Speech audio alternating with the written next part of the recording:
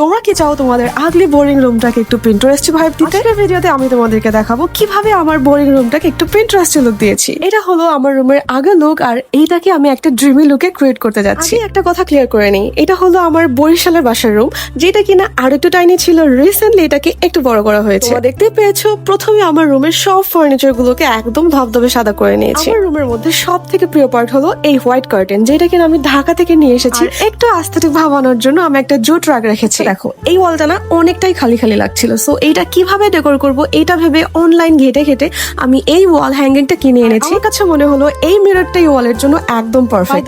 This is the before and after look. এই যে বেডটা দেখতে পাচ্ছ, এটা কিন্তু আমার আব্বা আমার বিয়ের খাট, সো ওইটাই আমি আমার রুমে নিয়ে এসেছি। এখনো অনেক কাজ বাকি, যেমন সিলিং এ ল্যাম্প হ্যাং করব, আরো ওয়াল ডেকোর করব, আরো অনেক কিছু বাকি, যা একটা ভিডিওতে করা মোটেও সম্ভব না। রিসেন্টলি কাঠের পাতা দিয়ে আমি ফ্লাওয়ার স্টিকটা মেক করেছি, আর আমি ভাবলাম এটা যদি আমার মিররের দুই সাইডে ভাবে হ্যাং করে দিই, দেখতে কিন্তু খুবই অ্যাস্থেটিক লাগবে। তোমরা কি বলো? আজকের ভিডিওতে এই পর্যন্তই থাক। নেক্সট ভিডিওর পার্টে আরো অনেক কিছু নিয়ে আসবো, আর তা যদি দেখতে চাও অবশ্যই কিন্তু আমার চ্যানেলে একটা লাইক এন্ড সাবস্ক্রাইব করে যেও।